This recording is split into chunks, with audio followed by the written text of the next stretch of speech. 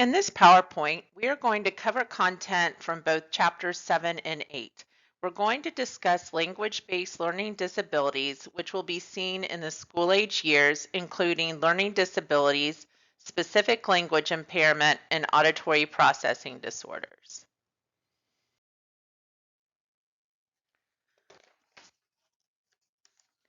To start, I'm going to give you a few acronyms you're going to see in this chapter. LA stands for language age, MA stands for mental age, CA stands for chronological age, and IQ stands for intellectual or intelligence quotient.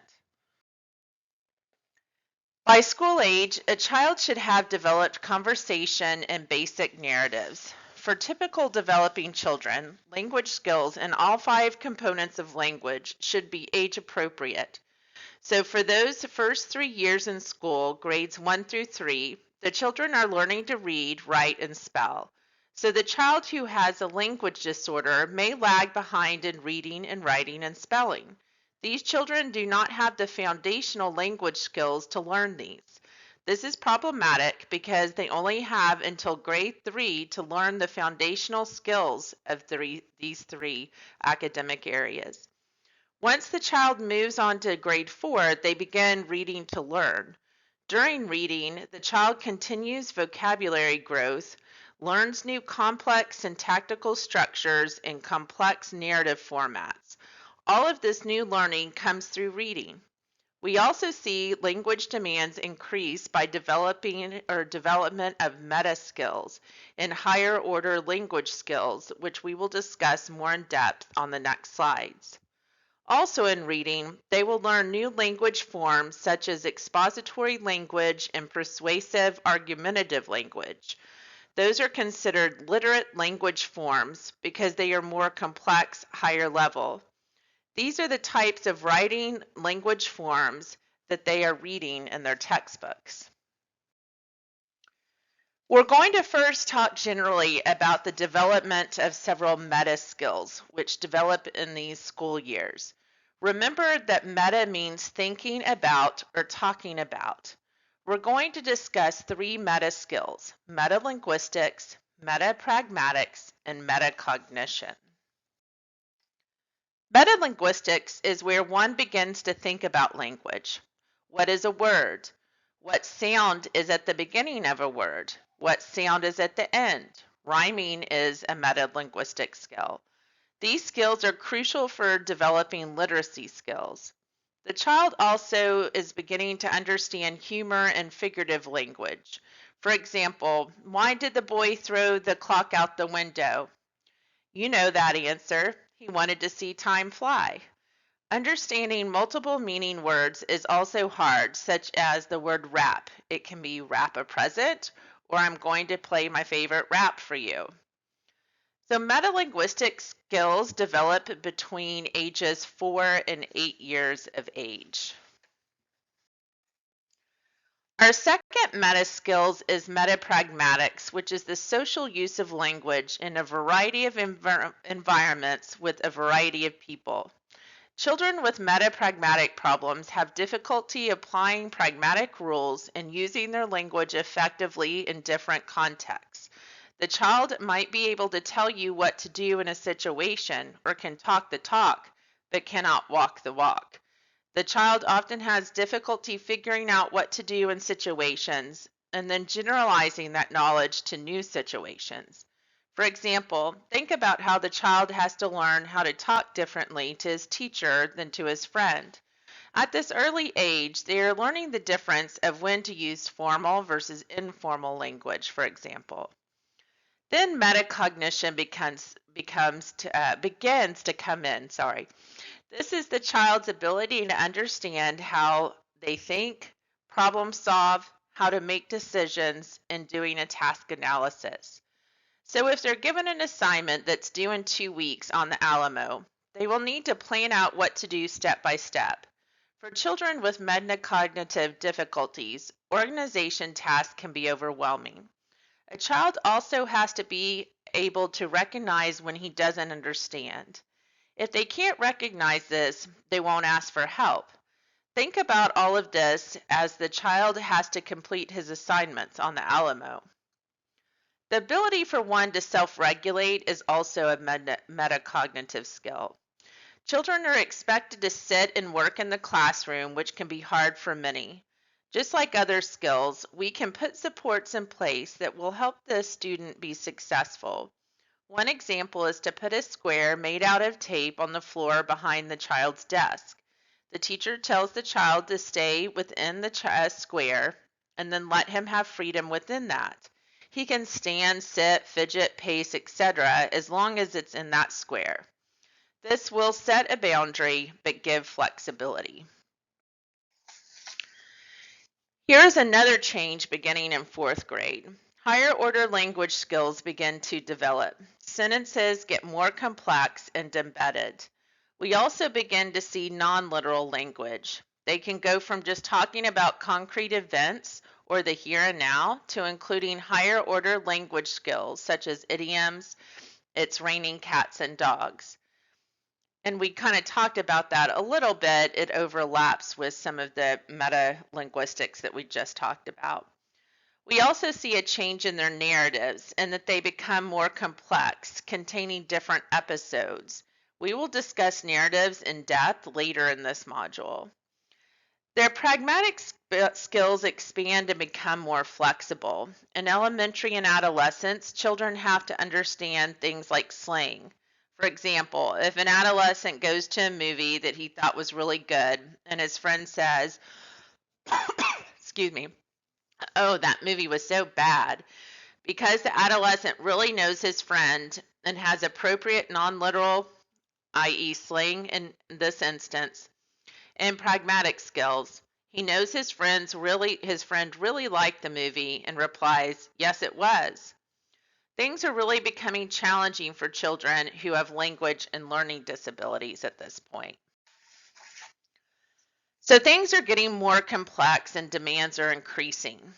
To answer the question, what is a language disorder for school-age children? Let's first talk about what constitutes a disorder. Doesn't matter what the disorder is in. A disorder is, number 1, not doing something. Number 2, when you're expected to do it. And 3, it interferes with your daily life. So if someone has a voice disorder, they're not using their voice the way they're expected to be using it for their age, and it interferes with their daily life and their ability to communicate. So based on this information, what's a language disorder? Just take a second. So a language disorder is not using language at the age expected, and it interferes with their daily life functioning. So here's a more formal definition of language disorders in school-age children. The other is pretty functional, but here is the formal definition.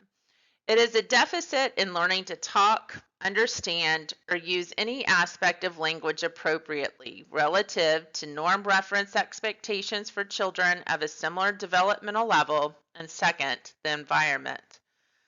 Let's discuss this a little further. So in Texas schools, we considered a standard score of 77 or below significant. That's about 1.5 standard deviations below the mean of 100, which is the mean of most norm reference tests. So if a child scores at a 77 or below on a language test, then we would consider that child to have a language disorder. However, you want to look at the environment. Is the child like other children in their environment? One circumstance seen in schools sometimes is maybe a child who scores in the 70 to 75 range, and the common assumption would be that the child is struggling with academics. To check this hypothesis, the clinician is going to talk to the teacher to see his academic performance level, talk with the student on his perception of his academic abilities, and how hard academics are for him, and then look at his environment as a whole. Do all of these factors match up? Sometimes the factors do match up and sometimes they do not. You could have a teacher report that a child with a language score of 70 to 75 could be one of the best students in the class with no attention, academic, or social problems. So this is a disconnect, and you would not recommend services. You could have the same situation, and when you look at the environmental factors, you see that this child is from a lower socioeconomic area or is having difficulty with social skills, but academics be okay. This child, you would probably recommend services and focus on those areas that he's having difficulty with. For the rest of this chapter, we're going to look at three types of school age disorders: learning disability, specific language disorder or SLI, and auditory processing disorder or APD. Children with other diagnoses that we have previously discussed, like ASD, Down syndrome, FAS, and all the other ones, might have secondary diagnosis of LD or APD. As you will see as we learn more about it, these children will never be diagnosed with SLI though. Let's begin with learning disability. Your book defines it as any one of the learning problems that affect the acquisition and use of listening, speaking, writing, reading, mathematical, and reasoning skills. Remember that a child will not have a learning disability until he gets to school. Therefore, learning disabilities are not usually diagnosed before third grade because we want to give the child a chance to learn and succeed with academics before giving this diagnosis. We're going to go into specifics of a learning disability according to the definition of the State Board of Education. According to the Texas State Board of Education rules, a student with a learning disability is one who has been determined through a variety of assessment tools and strategies to meet criteria for specific learning disability. First, the child does not achieve adequately for the child's age or meet state-approved grade level standards, so they're not performing as well as they're expected to. The child can have a learning disability and all of these different things that are in this box: oral expression, listening comprehension, written expression, basic reading skills, reading fluency skills, mathematics calculation. So mathematics calculation is not language, but if you get into a word problem, it now involves language and reading comprehension. Then we also have reading comprehension and then mathematics problem solving. And this can definitely involve higher language understanding skills. The second part is when provided appropriate instruction as indicated by performance on multiple measures or a process based on the child's response to scientific research-based intervention, the child does not make sufficient progress. Third, the child exhibits a pattern of strengths and weaknesses in performance, achievement, or both relative to age, grade level standards, or intellectual ability. We will often see that they will be strong in some areas and weaker in others. For example, we could see a student who is strong in math and might be great in oral expression, but have trouble with reading fluency. So if you were to draw a graph of their scores, you would see a very up and down pattern. Lastly, the symptoms are not a result of other disability, culture, economics, limited English proficiency. A child with a learning disability will have an IQ that is within normal limits and cannot have another diagnosis such as ASD or Down syndrome.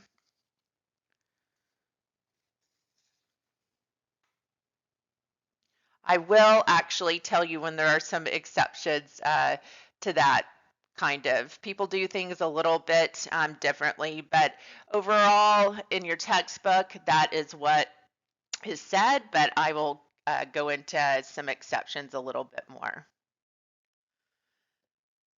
Approximately half of children diagnosed with LD have language and language-related disabilities, which can include disabilities in oral comprehension, oral expression, reading, spelling, or writing difficulties.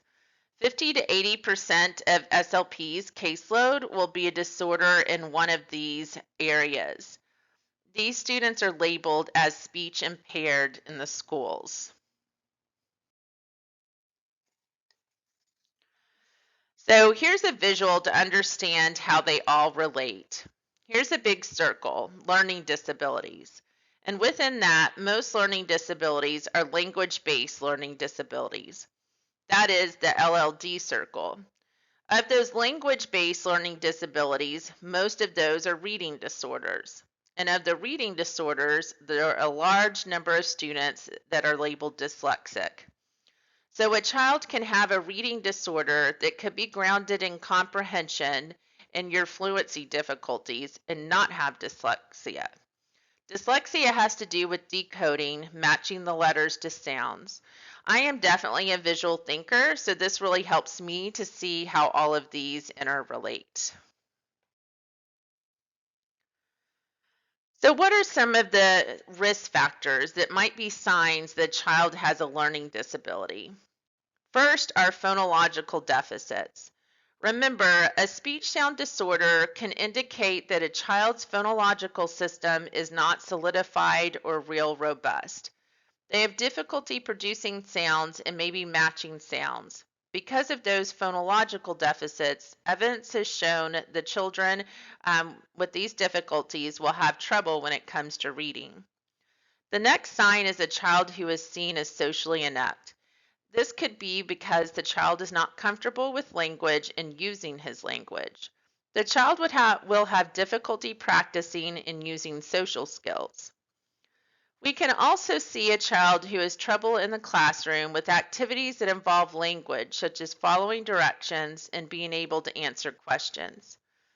If there's a family history of someone having a learning disability, this could be an indication that there is a group of genes in the family which result in a learning disability. If there are other family members, the child is often at risk. We also look to see if the child has had a speech and language disorder such as SLI in the past.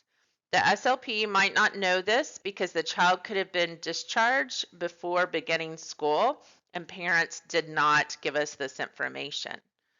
Of course, research has shown if an individual has a hearing loss or multiple ear infections, the recurrent middle ear disease where one has times where they don't hear very well, then this can be a soft sign. And then the history of ADHD. If a child can't pay attention, then learning can be affected. Next is poverty, which we have talked about before. The last is abuse or prenatal drug exposure. Physical or emotional abuse or prenatal drug exposure can impact the child by not providing the opportunities to learn language.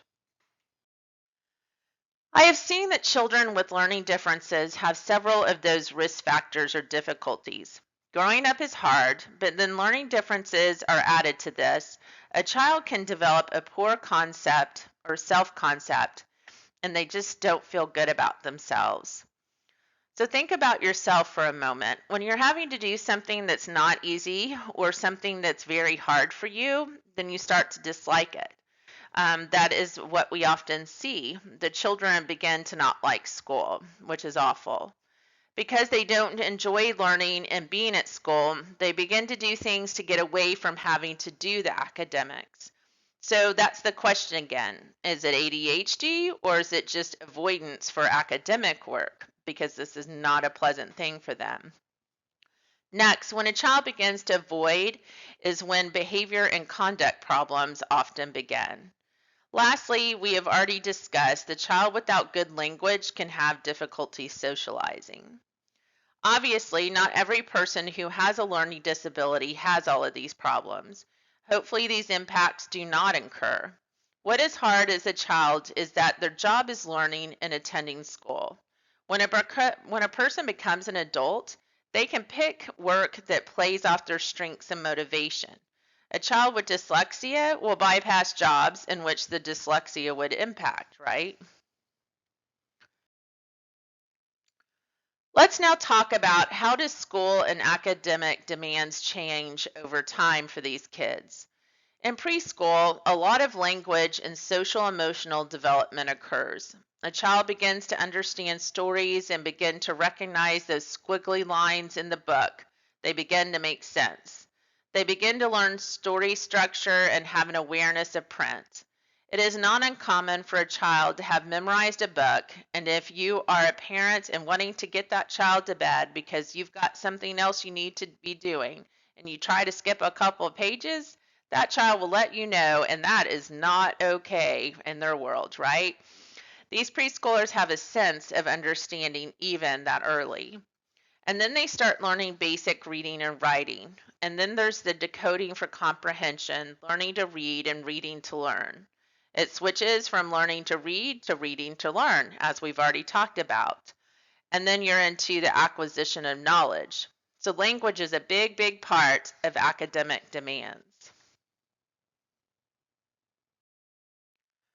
What do we see with kids who have learning disabilities? We see deficits in all of these areas. First is the phonological system. The PBMR there stands for the four parts of the phonological system: processing, production, memory, and retrieval. All of these components have to work together in the phonological system. We will see deficits in their writing, their semantic knowledge and use, the syntactic knowledge and use, and then pragmatic knowledge and use. We're going to look into each of these more in depth. So let's think about a child with a history of a speech sound disorder. What are his phonological skills?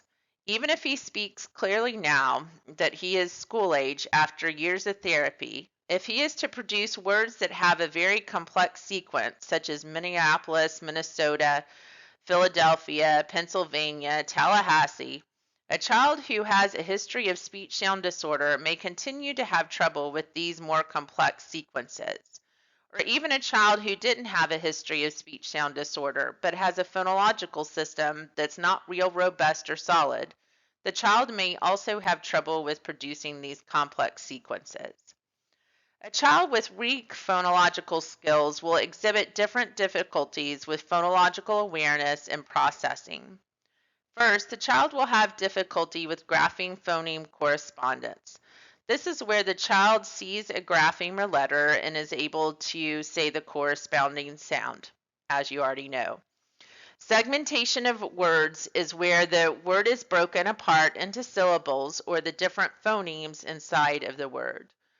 One of the first phonological awareness skills to develop is rhyming, which we've also discussed.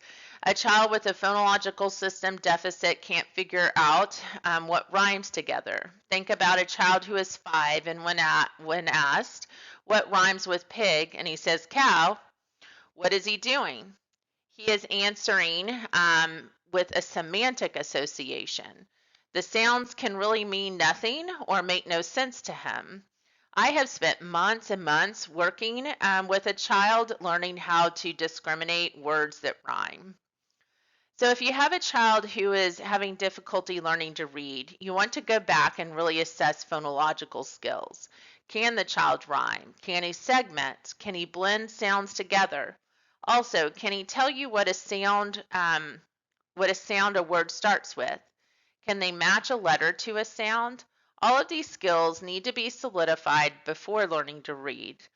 The child has to be able to hear a sound, hold it in memory, process it, and retrieve it to produce it. Remember PBMR from the other slide? Having a child repeat back can assess a child's PBMR abilities. So writing is always impaired in some way with a child with a language learning disability. The child will often have a decreased expressive vocabulary, so of course we would expect the same decreased vocabulary in expressive writing. Next, the writing composition will be poorly organized with minimal cohesion. Thoughts will often jump around. The writing will also contain the use of very simple and short sentences. These children often do not include many conjunctions to make it a cohesive sentence. For example, the child might say, I see a dog, the dog is black, the dog is running, instead of saying, I see a black dog running. Their speech is often described as not efficient. For spelling errors, you want to, again, check that phonological system because spelling is just the opposite of reading. When you read something, you have to decode, match a letter to the sound. When you're spelling, you match the sound to the letters. So reading is decoding and spelling is encoding. If the child has an impaired phonological system, then they will often rely on memory, so they will have sight words. They can't figure out how to sound out a word, though. The child will only spell words that they have what we call mental grapheme representation, which is they can picture that word. So if I say to you dog, did it come to your mind a picture? When I said dog, did you get a picture and did you see a dog in your head? Now, if I said do you spell dog, do you see the letters? So that is the difference, is that the child who has that grapheme representation can see that word dog. Lastly, we also see difficulty with handwriting because the child doesn't understand the sounds in the letters. If he struggles to hear the sound, he's going to have a hard time matching the grapheme to the sound, and thus a lot of disconnects happening as he is trying to write the word. Also, these children will also often be diagnosed with dysgraphia, which is a learning disorder in the motor act of writing. The children with learning disabilities are going to have a lexicon consisting of more basic words and words that are more concrete in their meaning. These kids will have difficulty with higher level metalinguistic skills, as we've talked about, such as understanding multiple meaning words, figurative language, and implied meanings. Probably the most significant issue with children with learning disabilities is word retrieval. They can't figure out a word and they can't remember it. We've all done this where we say, oh, what was her name? Or what's that word I'm trying to think of it? Her name, it starts with an N, and we did this, and we went and we did this together. Man, I can't think of her name. And then you stop, and a few minutes later, boom, Nancy, that's her name. You are remembering her name begins with an N as a phonological cue. You have the semantic information and even picturing what Nancy looks like, but you're having difficulty retrieving the phonological information of the other sounds in her name. So this is the difficulty with semantic retrieval. You will also see a child that does circumlocution. So this is the child who can't retrieve, like the word chair. The child thinks it's something you sit on, it has four legs, some of them have arms, some of them have cushions, usually at a table. It goes with the table, or you might see it at a desk. So the child thinks of everything except for that name, chair. Another thing they do is substitute another word, often a more general word. So for the example chair, the child might substitute the word thing and say, it's that thing you sit on at a table. The last characteristic that we see them do is interjection. They might say, or sometimes, and they'll use that kind of talk because they can't figure out what they're going to say. And sometimes just that is to say, hold on a minute, I'm thinking of it, I'll get there. I think we all have these moments, right? Especially when we're tired or there's a lot going on. But these guys, it's a lot more compounded. If you see any of these characteristics, it means that the child is having retrieval delays. We all have these again, but the child with LD in language usually has a lot of them. We see this in confrontational naming tasks. If an SLP is testing a child's vocabulary and shows the child a page that has 4 pictures on it, and you say, point to camel, the child will point to the camel. But if you just show them a picture of a camel and ask them to name it, they may not be able to. So this is why the child with learning differences will do better if it's multiple choice. If it's there for them to pick up, the child can recognize it and repeat back the name. But if you're asking the child to retrieve the information, it's much more difficult. And I think all of y'all would agree with that. A fill in the blank is more difficult than a multiple choice. In the areas of syntax, an overall decreased mean length of utterance is seen. Characteristically, the children with learning disabilities will have short sentences and have difficulty with sentence comprehension. We see that these children might have difficulty with receptive and expressive language of syntax or an understanding of syntax. Receptive understanding comes into play with oral communication and in reading. If you ask a child to point to the one who is running, the child may not know who to point to. Evidence shows that that the children have trouble with the morphemes that are bound, such as the S and the ED. The auxiliary verbs like I am running, he is walking, we are going, they also leave out a and the. Do you notice a trend? The little syntactical elements that don't carry as much meaning or have a direct referent, they tend to have difficulty with. Also, the more complex the sentence, such as point to the person who's wearing a hat on their hand, the more difficulty they will have. With children with learning disabilities, we see a constant rate of learning syntax, whereas typical children will have a burst of learning syntax, then plateau, and then a burst. This difference in learning is also a clue of their learning disability. The last characteristic is that they might produce something, but may not comprehend what it means. I have a little one come up to me and he said, "Why do you have dogs?" And I said, "Well, I have dogs because I like them to bark when someone is coming, or I like them to sit on my lap, and I like to pet them, and I like to talk to them." And then I said to him, "Why do you have dogs?" And he looked at me like he didn't understand what I was saying. And I said it again, "Why do you have dogs?" And he said, "I feed them." I said, "Yeah, that's what you do with them, but why do you have dogs?" And he said, "They go outside." So he really didn't understand the question, even though he could say it. So that's one of the funny things about syntax in a child with learning disabilities. They may repeat something, but they truly don't understand every part of it.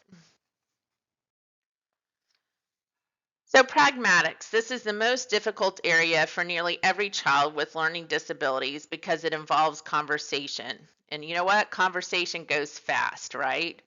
I had a girl that was in high school, and she told me that when she's standing with her friends and they're talking, that they talk so fast she doesn't understand anything they're saying at all.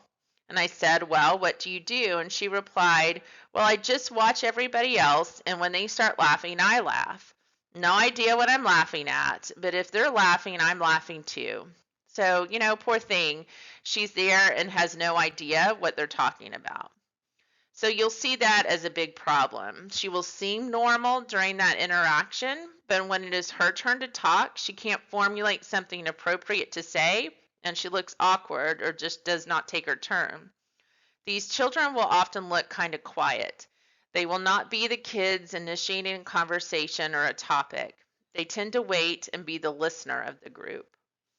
These children will also be the ones not telling stories or narratives to their friends. These kids will also have trouble with lingo and slang, which is very important in pragmatics of a young person. When an SLP wants to check with the teacher about how the child is doing in the classroom with language, the best thing to do is give the teacher a pragmatics checklist, because pragmatics tells us how the child is using their language. What is their behavior with language? Things that we can see. We don't want to ask them how's their syntax. How many vocabulary words do they have? That's really hard for a teacher to measure. It's much easier to say, do they ask questions with their peers and you? Are their questions appropriate? Do you see them having conversations? Things like that. Now we're going to shift and we're going to discuss specific language impairment in learning disabilities. I want to stop here a second and kind of talk about these different areas of the learning disabilities and go back to why I initially said that some children with ASD or Down syndrome, they might be described as having some learning differences. Based on what you know about these kids, they have their strengths and weaknesses, right? Many of those strengths and weaknesses fall in these same areas as learning differences, and so in learning disorders. And so, even though that diagnosis of ASD or Down syndrome is going to be that primary and trump, to further explain students and to maybe get them extra assistance, sometimes they will be given some of these LD specific type of diagnosis to better describe them. So technically, you know, ASD or Down syndrome, just as examples, are really their diagnosis. That is kind of that exception to the rule. So I kind of wanted to get through all of that, and you see all that before I kind of explained that part of my statement. All right, so let's move on. A child who has a language disorder and receptive expressive language is likely going to be classified as specific language impairment up until they possibly become diagnosed with a learning disability in school.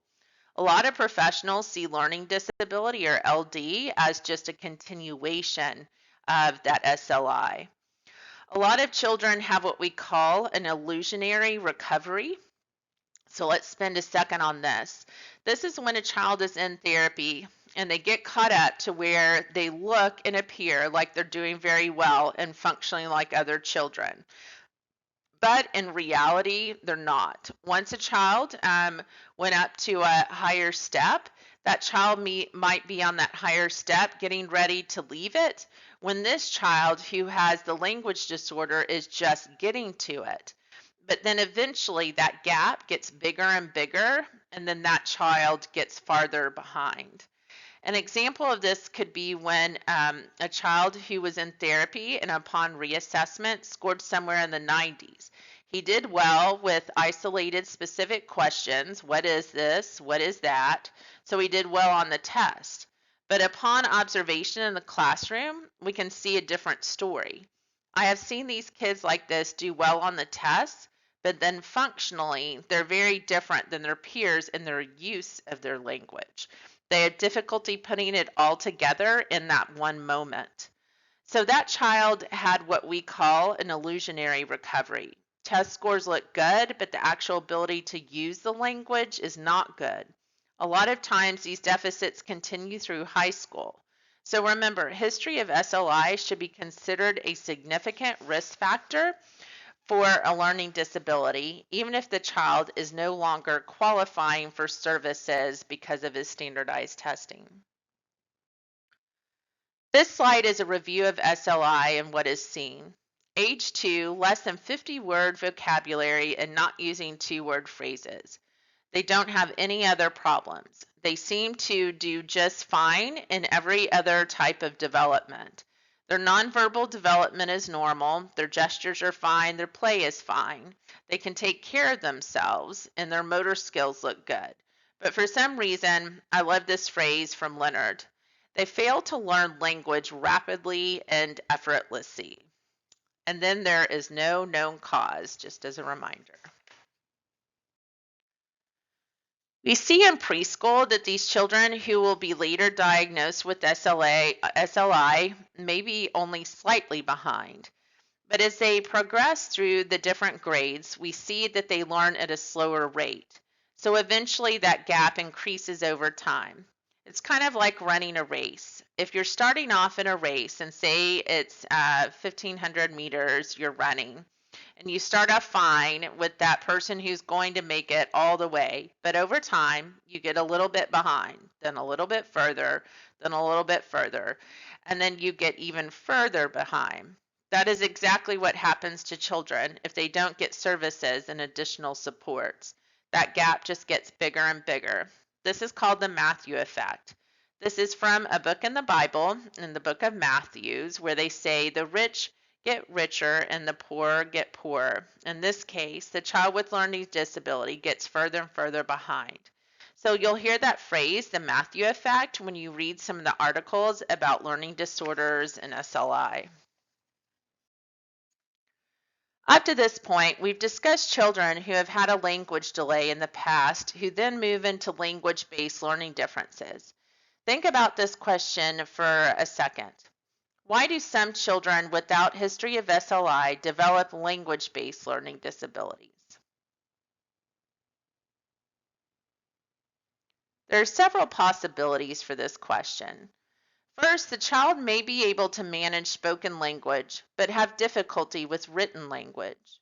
Second, the child might have been typical developing in basic language skills, but has difficulty with the higher language and metalinguistic skills. Third, they may have home language, but not academic language. The second and third points might overlap in some in a lot of kids. Lastly, specific language weaknesses may not become apparent until the child tries to learn to read and write. Maybe the difficulties were subtle enough before that they were functional and that demands did not exceed capacity, but higher demands now can show their weaknesses. Here are some more characteristics. Remember that performance IQ is always higher than 85. A child's overall IQ is made up of performance and verbal. Performance is usually timed and it's like matching puzzles. The child will be asked to match shapes and show a pattern and asked to match the pattern. These tasks do not involve language, but their verbal IQ is lower. So you have to remember that an IQ score can be deceptive if you're looking at the full scale score. So if you have a child you suspect of a language disorder, you want to look at not only their full scale IQ, but you want to compare their performance IQ to their verbal IQ. Children with SLI also have poor expressive skills, right? They understand more than they can say. Verbs and morphemes give them a great deal of difficulty. Group activities are difficult because they have trouble socializing and planning and organizing, so they don't work well in groups often. These children also often don't know when they don't know. So they just keep on going thinking they're doing it right. They also have retrieval problems and inefficient processing, which are tied into working memory capabilities. Lastly, these children will have more self-regulation difficulties, where they seem to have what we call emotional lability, where they cry and they laugh more easily. They're just way more emotional. This slide is a review within the organization of content, form, and use. Take a second to pause the video to read over this.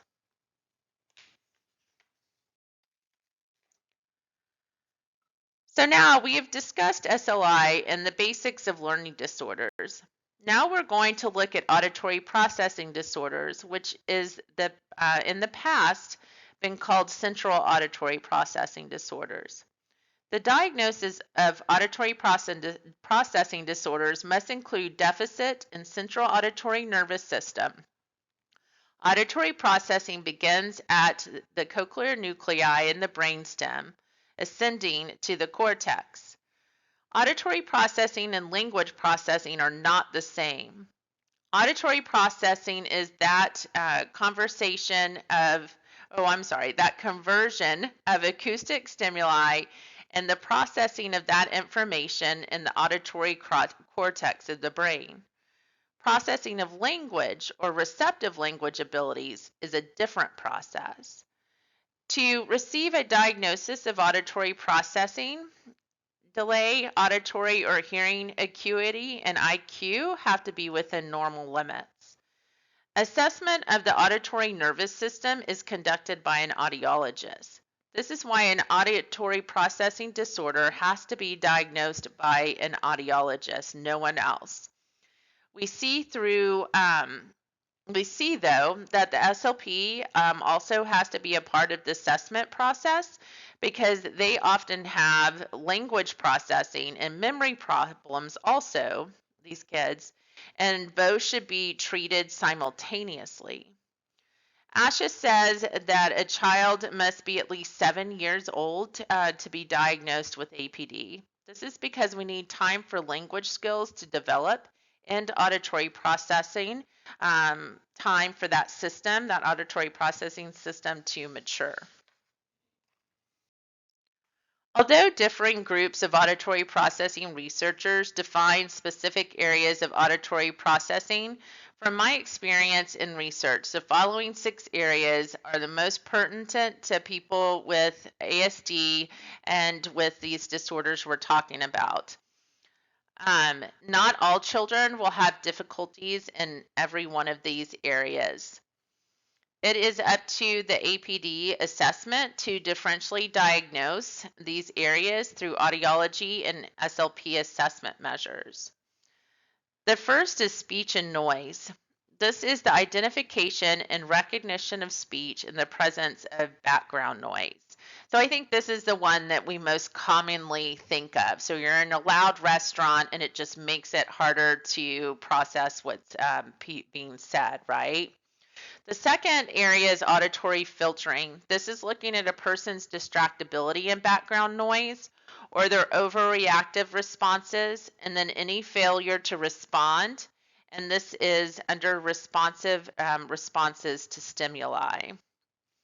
The third is interhemispheric transfer. This is the transferring of auditory information from one brain hemisphere to the other. The fourth APD deficit is in temporal processing. This is the rate at which we can process auditory information. Temporal processing affects gap listening, which is the ability to use the brief relative quiet periods that occur in environmental noise to access the speech signal. So this is a really big one, and a lot of our different exercises in speech language pathology intervention work on temporal processing. The fifth is spatial processing. This is the detection of subtle interneural difference cues to improve speech perception and noise. The sixth is working memory and comprehension. This is the short-term storage of auditory information and understanding the meaning of a verbal message. And then, of course, this is another one that SLPs work on regularly. Lastly is everyday processing. This is the overall listening abilities as perceived or observed by the listener, parent, or teacher.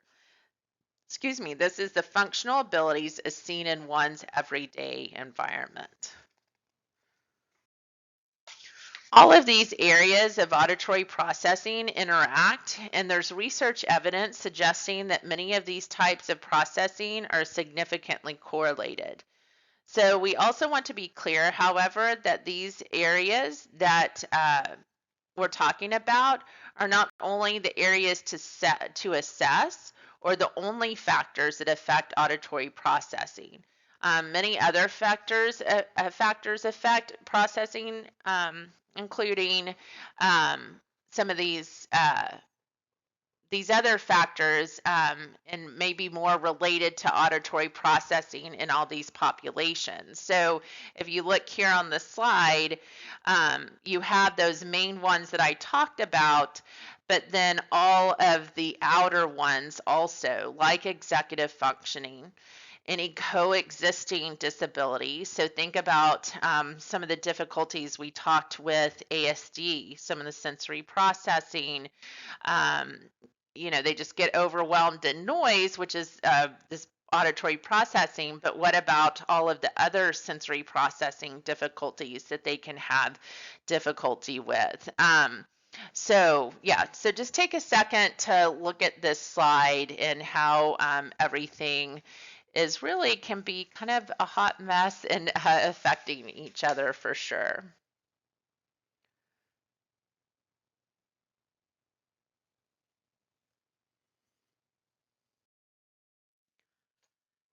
Especially without the audiological assessment piece, differentiating from a language disorder and APD is very difficult.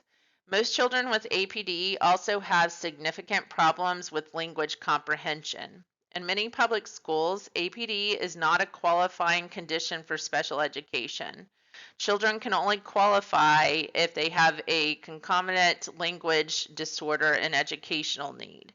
I really hope this changes as we learn more about APD and its intervention. So children with APD will often have difficulties with these areas also, which will not be a surprise to you: reading, spelling, handwriting, articulation, and language disorders. If a child can't understand what is coming in, then they will have difficulty with all of these, right? Makes sense. So this wraps up this PowerPoint. Next, we will go into more detail on spelling and reading disorders.